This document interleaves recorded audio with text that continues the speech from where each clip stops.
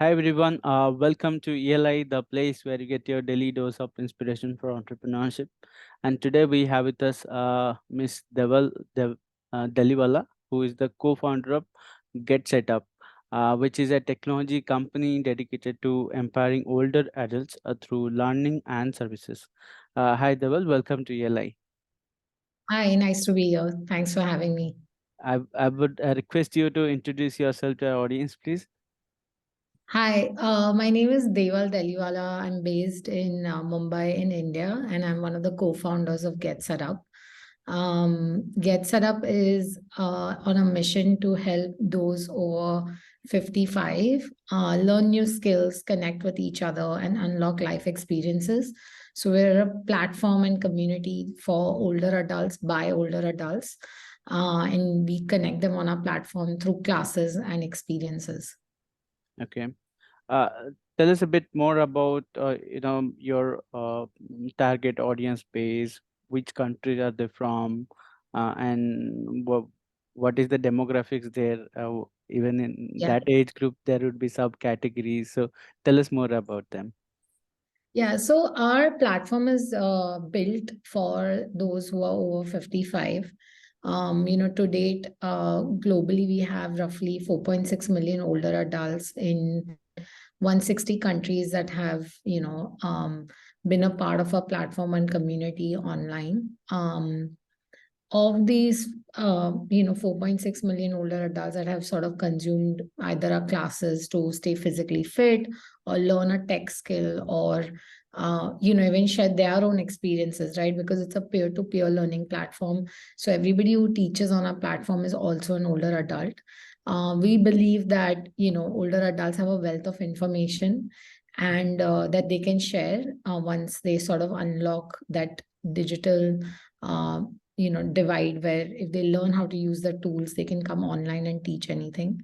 Our audience is in India specifically, we have roughly a little over 2 million older adults that have accessed our platform. Our classes are available in 160 countries. Like I said, you can, watch and learn and participate in our community and classes from anywhere in the world. But largely, we are focused on three main languages, four main languages today: English, Hindi, and then outside India, focused a lot on Spanish and Mandarin as well. Mm. And the idea is, our classes are designed for them, for older adults, keeping that in mind, where we create this environment which is judgment free, free of pressure. If a young person is actually teaching a class to an older adult, there might be some gaps because, we all grew up with technology, right? But when an older adult teaches an older adult, the pace is matched. There's no judgment. There's no fear of asking questions. Mm. So it makes it a very friendly environment for them to learn in. Got you. When you say classes, you told about fitness, but are there any other categories like skilling and all? Yeah, so actually, we have a catalog of over 4,000 classes. We broadly split it into four categories. So the first category is tech classes, and tech classes are broadly, anything that helps them learn different apps like ordering groceries online, learning how to do mobile banking and things like that, all the way to Word, Excel, email, and things like that. The productivity tools that you and I probably use every day. Mhm. So that's comprises our tech classes, including how to set up your Apple device or a new tablet and things like that. The second category of classes is in health, and health is mental health and physical health. So in physical health, we do a lot of classes around strength training for seniors, or yoga, like, chair yoga for seniors and things like that, getting ready for a marathon, Mm. things like that. And then on the mental health side, a lot of classes for them to, they're usually a caretaker for maybe their spouse is unwell, so caring for a loved one. It could be dealing with loneliness, it could be dealing with aging, right? So a lot of classes around them discussing their mental health issues in a safe community environment. The third type of classes that we do are largely around enrichment, and by enrichment I mean things like hobbies, right? We ask them what they would like to learn. Mm. So we are singing, dancing, languages, a lot of classes on them sharing their travel experiences, anything that's really crafts, the art, arts of painting and things like that, games and stuff like that. So a lot of enrichment. And then the last and the fourth category of classes is what we call social hours. Social hours is basically anyone can come and share anything, right? So let's say my grandmom makes a really good dal recipe. She can come and we'll help her set up that class and set it up for her, but she can come and share that. Or let's say some member of a community took a trip to Spain and they want to come and share that with others on the platform, they can do that. Or they have gardening as a hobby, they can come and talk about that. So the Mm. fourth category is just them being able to sort of connect with each other, but most of our classes are largely in these four categories. Got you. What about the mode of delivery? Is it all online, app based, or is there a physical element to it? Yeah, so a lot of the classes per se where you're learning something are all online. They're live classes which are all online. And we have an app as well. We have an Android app. And obviously they learn through the browser as well. We've kind of built our own platform on top of Zoom. So we made it very easy. So if you actually see our website, they can easily access our platform with one click. It's very, very simple. And then in India, over the last, 8 to 10 months, we've started designing a lot of offline experiences as well, because we started obviously bang in the middle of the pandemic. And when we talk to our learners, now they've gotten so comfortable meeting each other online that they want to meet in the offline world as well. So we give them opportunities to meet offline through events. So let's say you were taking singing classes for a year, then we'll organize like a concert where you can come and sing, in front of your peers on stage. Mm, So and that's great validation. Plus, it allows you to connect with people who love singing, and it becomes a really good experience for you. So mm, that's really how we've, designed some of the offline experiences. We do day trips and day events for seniors as well. mm. Got you. So one fundamental question here, and I'm really curious to know your answer on this. The so Learning happens at a very early age, and the reason being, when you are a child, you do not have any perspective of the world, and hence you do not have any biases about the world. But when you have learned everything multiple times, and you are of 55 years of age, you know a lot of things, and that also makes you a little averse to learning, and there is a tendency to think that yes, I have known many things over my life, so do I really need to learn a new thing? What's new to learn? So that's a bias in almost every senior citizen. uh, uh, just want to hear your point of view on, are the older age groups, are they open to learning new things? Yeah, that's a great question, actually. I won't comment on, younger kids like and their aptitude to learn. But I'll give you my version of it. I think the way I see it, when you're a child, obviously you're open and you're absorbing a lot more, but you're kind of, if you remember school, right? You were Mm, at some point, you're going to school because your parents made that decision for you, right? Then you start in same college you're going so that you can earn money. After college, when you're at work, ed tech companies come in and they pitch all these learning platforms to you, and you're doing that because it's helping you advance in your career. I think once you're 55, you've kind of seen it all, right? And so you're really learning because you want to learn. mm, You're learning because there was something that you didn't learn all these years, or something that will help you, right? So I think we actually think it's the opposite. So we as a company, our mission is lifelong learning. And we call it active aging, right? There's something called social determinants of health, which means that we're all going to live really long, and we will live a really long life in a really good way if you're physically and mentally active. mm, And the way to stay physically and mentally active, and there's a lot of lifelong learning institutes and a lot of research that has been published on this, is that you keep learning. Learning never stops, right? So we actually see, and obviously this is we're just 2 years in, so obviously we are attracting the sort of, I would call, early adopters and people who uh, But I think they have a great aptitude for learning. I'll give you an example. We asked our learners what language they would like to learn in India online, and a lot of people said Sanskrit, and a lot of people said Spanish, and they were like, oh, because if we travel outside, we want to be able to say a few words in another language. So I think it's Mm, intriguing that a lot of people wrote in saying, I want to learn a classical dance form that I wanted to learn as a kid, but I didn't get to learn it, right? So I actually think it's not true. I think it's changing. I think the aptitude for lifelong learning is there. The mm, second thing is, it's a peer to peer learning environment. And so when you see people like you around you doing cool things with their life, right? mm, You get inspired instantly, right? So somebody who's in their 70s runs a marathon, you'll feel like, oh, even I can do that. Or if somebody is learning, it's like, oh, why didn't I think of taking a piano class? So I think part of it is also the peer to peer really inspires them to motivate each other, saying, so what if I'm 70? So what if I'm 75? Learning doesn't stop. So while you may be right, like in obviously, at all age groups, right? It's really not your age, it's how old you feel, like they say, right? I feel that lifelong learning is, something that we stand for, and that's kind of our mission.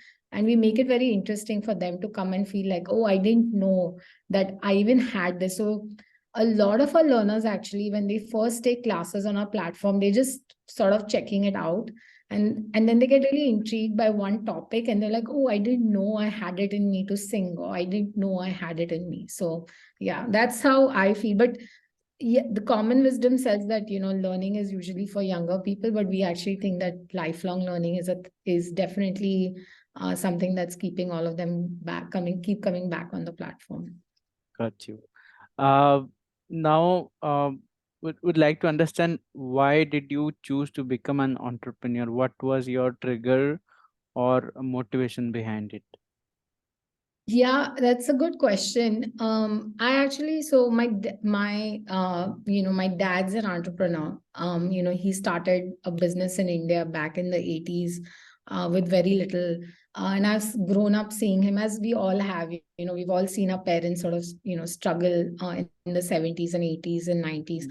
Mm, So I've kind of seen that. So it was always there at the back of my head that I wanted to do something, but I wasn't sure, and I wasn't confident. And so prior to GetSetUp, I actually, I've kind of the last 10 or 15 years, I've always been at startups.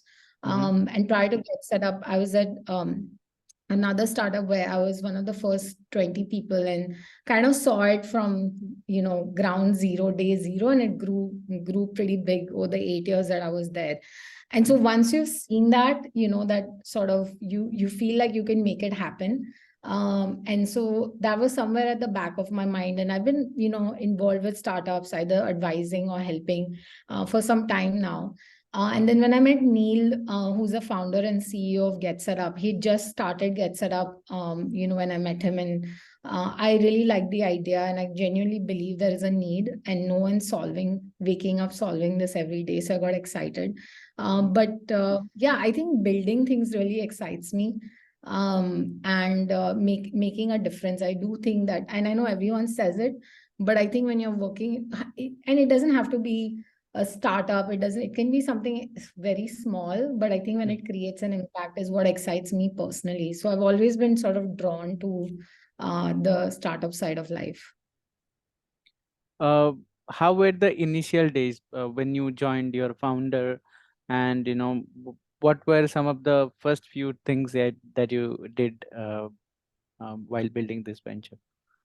Yeah, I think a couple of things. So we started GetSetUp like in January of 2020, Mm, late Jan, and then the pandemic hit, right? So we pretty quickly learned all the things, as many people all over the world.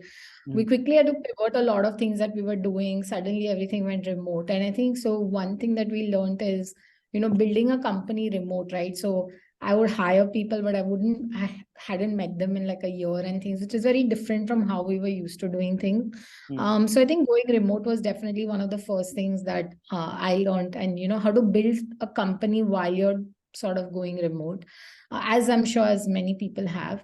I think the second thing which was challenging, I wouldn't say it's challenging, but it's the problem that we've picked, right? With everything else, you can sort of, the audience, right? You can target Mm, on social media, it goes viral, things like that.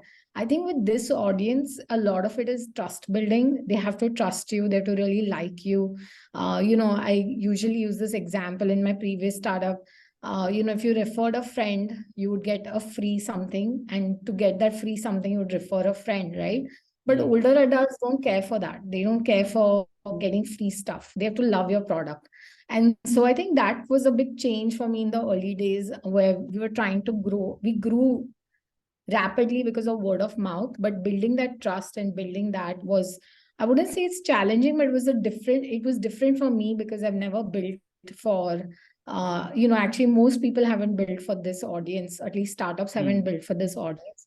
So there's no standard playbook that you could apply, directly.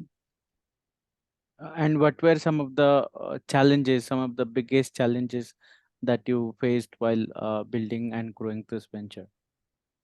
Yeah, I think a couple of things. So in India, I think older adults are very familiar with WhatsApp. So Mm, initially we were like, oh, we'll do email marketing, or we'll do, Facebook marketing, or we'll do different CRM tools and stuff. And then we realized that they're already on WhatsApp, right? Why mm, not build where they are? So instead of sending them alerts about things on classes, on different platforms, we started building on WhatsApp. Similarly on, even on Facebook, this audience is still very active on Facebook, right? So while other companies or startups may not use Facebook groups as extensively, we started using a lot of Facebook groups to kind of get people into classes. mhm, And then the third thing is we gave away a lot of our content. So initially it was like, oh, we'll put it on YouTube, but then we were like, no, let's put it on Facebook because this audience is on Facebook. If they like the content, they'll come, and that's kind of what started happening. They started forwarding it to each other, mhm, joining the classes, writing to us. And so, in other startups, you optimize for the funnel where you don't want to offer a lot of support, right? Everything is self sign up. You never talk to customer support. At GetSetUp is actually reverse. So if you say, hey, I'm interested in joining, we actually will call you and we'll have a proper onboarding session for you where somebody will talk to you from customer support or do a video call with you to help you set up through the class, right? Because you want to make sure that you're supported through that process and you don't get overwhelmed by by signing up or registering for something. So I think it's a little different in that. So we don't measure things like support. We won't measure it as uh, how quickly is somebody able to find their answer online. We measure it as what is the success rate of them being able to get into a class. So it's a little different where it's not as transactional. We spend a lot of time onboarding the user onto the platform, and once they're on, they're very comfortable and they pick it up pretty quickly. got you. You spoke about hiring, about remote hiring, and would like to know a few details from you, like which all platforms do you hire from? How do you go about hiring process? What are the processes involved in selection of the candidate? And this is one industry where it's not a well-defined industry like telecom or SaaS. So how do you find the right candidates who have maybe prior experience or slight orientation towards what you are doing?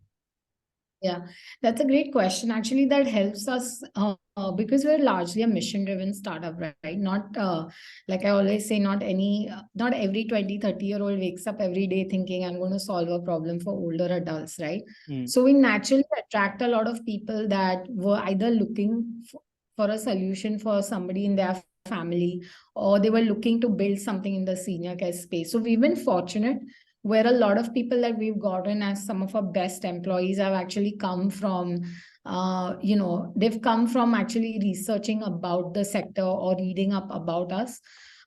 So that's one, and that naturally filters a lot of people because it's people who will come to you will be people who are mission aligned. mm, I think the second thing, we've been very fortunate. So my co-founders Neil and Lawrence have they've been in the startup world for the Lawrence has been the early employee at Yahoo. Neil has built education startups for the last 20 years. And so it's been interesting because between the three of us, we have a pretty large network, and we were able to sort of, reach out to people that we may have worked with in the past and bring them into the fold as well. So yeah, I think largely our team has, built through personal networks and then people discovering us.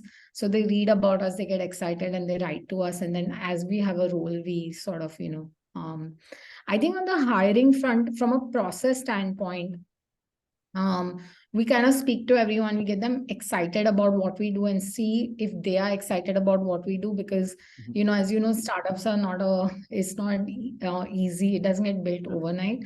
And so to be really passionate about kind of what we are solving for, because the problems can change every day, right? But as long as you're passionate about the mission, so I think we filter for that heavily when we interview, as part of the interview process. And then depending on the role, we have, an exercise or something like that they have to do, so that we can figure that. And then if somebody's in customer support, we'll either make them talk to somebody from a community or record a Loom or something like that, just to see how they would explain something difficult to an older adult. Are they able to simplify it and things like that? But those are some standard processes we use in filtering for people. Got you. I forgot to ask, can you tell us a little bit about the revenue model? Like, at the end of the day, we are ventures and we have to make money to survive. So what are the different streams of revenue that you have?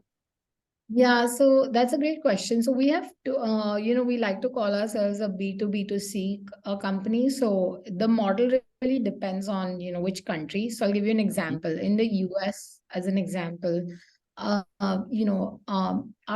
we have partnerships with state governments and, companies that have a large population of older adults that they're looking to engage. So, for example, every time that person takes a class or uses a service, we get paid from that person, from that entity. So it's free to the end user, but the sort of business will pay us for it. In India as well, we have two approaches. One is the B2B2C, where we recently announced a partnership with a financial institution. So they want to improve financial literacy amongst older adults, and they pay us to create content and engage older adults and teach them certain concepts. And then on the consumer side in India, we've done, like I said, we do a lot of events. We do a lot of like in-person engagements and online engagements, and you can buy tickets. Like everything has a price, like piecemeal, like whatever you like. And so consumers kind of pay for it that way. Got you. Any pivots that you have done to your overall model? Yeah, I wouldn't say pivot in a big way, but I think one sort of change has been sort of, as we started during the pandemic, as you can imagine, we were largely online. India had the longest lockdown, right? So a lot of our community members wrote to us saying, can you do things offline? Can you organize things offline for us? So we've started doing that over the last, 8 to 10 months, and that's been a pretty big success. So we do trips, so we organize curated experiences for seniors. And I don't think it's a pivot naturally, but it's an extension of kind of, it's an extension of what we do. The other big change, which is not really a pivot, but it's a, it's an interesting learning. And this goes back to your earlier question about, do older adults want to learn? So when we started classes outside India and in India, we used to keep the two separate. So if you came to the India website, you would only see Indian classes. If you went to the US website, you'd only see US classes. But somehow the learners in both the countries discovered that, hey, there are these cool yoga classes happening in India, which I want to attend, and the other way around, right? There were these fitness classes that were happening in the US that the Indian learners wanted. And so they're like, why can't you open it up to everyone? And so then now if you go to the website, you'll see classes from both countries. And we see a lot of Indians actually attending American classes, a lot of Americans attending Indian classes because they're interested in, cooking and Bollywood dance and yoga and things like that. And we see a lot of Indians, attending classes in the US. And so it's been interesting to see. It's not really a pivot, but it's interesting to see that they want to make friends in other countries, even at that age, and learn about each other's cultures, which I thought was pretty fascinating. So it's not a pivot, but we made that change so that they can kind of see content from all countries. Gotcha. Uh, what would you say is the meaning of entrepreneurship for you? And this is probably last, and I just have one more question after that. How would you define the term entrepreneur, or who is an entrepreneur, or maybe from a skill set standpoint, from a character, a personality standpoint, who is an entrepreneur? I think it's someone who's not scared of failure. And I know this is very simple, but that's how I put it. I feel like I've worked with a lot of entrepreneurs and have been lucky to be surrounded by a lot of entrepreneurs. I think that you can't be scared of failure. I think we all make mistakes. We always experiment. Like that's the beauty of working in a startup where you have a hypothesis, you test it, you'll fail, and you'll build something off it, right? So I think not being scared of failure, and that kind of has repercussions even on your team, right? Because if you create this environment where people are not scared to fail, people will take risks, and some of those risks will have very high payoffs, right? So I genuinely think it's someone like who's not scared of failure, and I've tried to imbibe that myself. It's I think I'm not scared of failing, and I don't think twice before attempting something brave. Sometimes, it's also a little stupid, but yeah, I think it's someone who's not scared of failure. This is one of the common answers a lot of entrepreneurs give, the courage and risk taking ability. This is what is the most crucial skill set, if you will, for an entrepreneur. Having said that, just last question for you: what is or maybe what is the biggest lesson that you have learned during during your entrepreneurial journey, which others can take away and probably apply to their ventures? Yeah, I think for me personally, it's to build something of value. I think that building something that you can see the immediate impact of in the world around you, I think has there's no satisfaction like that, right? So I think whether you're building something, you're part of a team that's building something, or you're planning to join a startup or any big company for that matter, right? You can be entrepreneurial even in a big company actually, but I think it's building something of value. I think it becomes a lot more fun, and it has a lot more meaning. And then even if you fail or you have setbacks, or which you will, or you have great successes, you know that you've created this impact in the world. So I think that's been a lesson for me, and that's my guiding principle. Like when I'm choosing what to work on, or I'm choosing which startup what to start, or which startup to even advise, I'm always trying to find ideas where I can add, it's creating some value or some impact in the lives of people around me. Got you. On this note, we are at the end of the session. Thanks, Deval, for joining, and it was a pleasure to have you on our platform. Thanks so much for having me. Really great talking to you. And thanks for doing what you're doing. I think you're inspiring entrepreneurs in India and the world over, which is amazing. We need more entrepreneurs in the world solving some of our biggest problems. My pleasure. My pleasure. Thank you, Deval. Have a good day. So thanks.